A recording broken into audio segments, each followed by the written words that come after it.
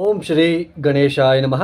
ఓం శ్రీ విష్ణు రూపాయ నమ శివాయ. నమస్కారం అండి. ఇక్కడ 2024 అక్టోబర్ మాసంలో ద్వాదశ రాశి వాళ్ళ మాస ఫలితాలు ఎలా ఉన్నాయో తెలుసుకుందాం.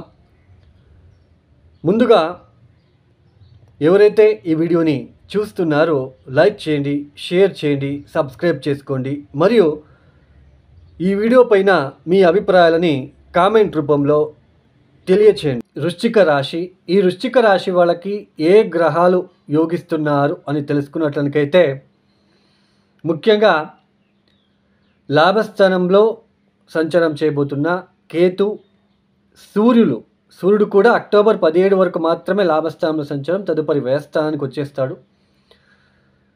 అంటే లాభస్థానంలో ఉంటున్న సూర్య కేతువులు, తర్వాత చతుర్థ స్థానంలో వక్రించిన శని భగవానుడు కాస్త శుభ ఫలితాలను ఇస్తున్నారు. తర్వాత మనకి రాష్ట్రాధిపతి, షష్టాధిపతి అయిన కుజుడు ఈ మాసంలో ఇబ్బంది పెడుతున్నారు. మీకు జాగ్రత్తగా ఉండే ప్రయత్నం చేసుకోండి. ఇక్కడ ముఖ్యంగా చూడండి, ఈ వృశ్చిక రాశి వాళ్ళకి సప్తమ స్థానంలో ఏదైతే అక్టోబర్ 9వ తేదీ తర్వాత వక్రించి సంచారం చేయబోతున్న గురువు గారు తాలూకా కాస్త ఇబ్బందులు వచ్చే సూచనలు ఉంటాయి. భార్యాభర్తల మధ్య ఇబ్బందులు, శుభకార్యాలకి విఘ్నాలు వచ్చే సూచనలు. ఎప్పుడైతే గురువుగారు వక్రిస్తారో ఈ వృశ్చిక రాశిలో పుట్టిన స్త్రీలకు భర్త ఆరోగ్యం విషయంలో, భర్త ఉద్యోగం విషయంలో, భర్త స్వాభావిక విషయంలో ఇబ్బందులు ఎదుర్కొనే సూచనలు ఉంటాయి. కాస్త గురుశాంతి ప్రక్రియలు మీరు చేసుకోవాల్సిన ఒక ప్రమేయం ఏర్పడుతూ ఉంటుంది. పైగా అష్టమ స్థానంలో రాష్ట్రాధిపతి ఉండడం అనేది కూడా కాస్త శారీరానికి అంత మంచిది కాదు, శరీరానికి కష్టంగా ఉంటుంది కాస్త. ఇక్కడ తర్వాత ద్వితీయ స్థానం చూస్తున్నాడు కాబట్టి కాస్త ద్వితీయాధిపతి అయిన గురువు కూడా వక్రించడం అనేది అప్పులు చేయవలసిన ప్రమేయం ఏర్పడుతూ ఉంటుంది. కుటుంబంలో కూడా కొన్ని ఒడిదుడుకులు వచ్చే సూచనలు ఉంటాయి.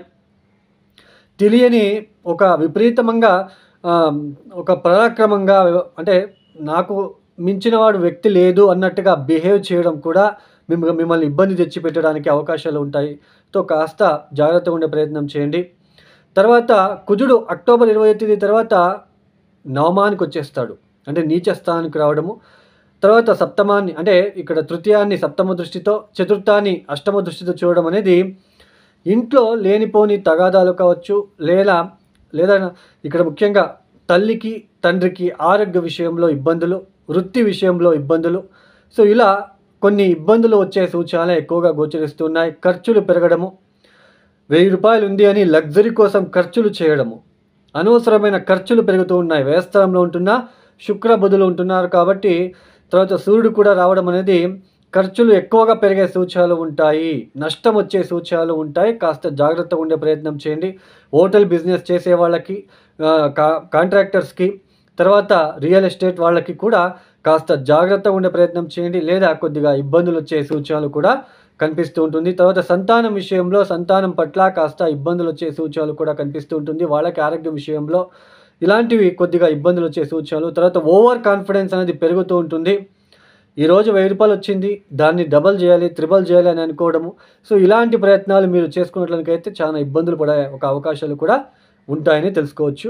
మొత్తంగా వృశ్చిక రాశి వాళ్ళకి పెద్దగా బాగాలేదు అండి. కొద్దిగా కాస్త కొంచెం కాలం అనేది కొద్దిగా ప్రతికూలంగా మారుతుంది కాబట్టి మనం ఇబ్బంది పడకుండా, మనం భయం పడకుండా మనము ముందుకు సాగే ప్రయత్నం చేసుకోవాలి. తర్వాత మీ లగ్నం చూసుకోండి, మీరు పుట్టిన జాతకం చూసుకోండి. దశాభుక్తి బాగున్నట్లు కనుకైతే పెద్దగా ఇబ్బందులు అయితే కనిపించవు. అయితే ఇక్కడ ముఖ్యంగా మీరు చేసుకోవాల్సిన ఒక పరిహారాలు ఏంటి అంటే, వృశ్చిక రాశి వాళ్ళు తప్పనిసరిగా సుబ్రహ్మణ్య ఆరాధన, సుబ్రహ్మణ్య స్వామికి ప్రతిరోజు 11 ప్రదక్షిణలైన వేసుకోవడానికి ప్రయత్నం చేయండి. తర్వాత సుబ్రహ్మణ్య కరావళంబ స్తోత్ర పారాయణము, తర్వాత ప్రతిరోజు సిద్ధమంగళ స్తోత్ర పారాయణము తప్పనిసరిగా చేసుకోవడానికి ప్రయత్నం చేయండి.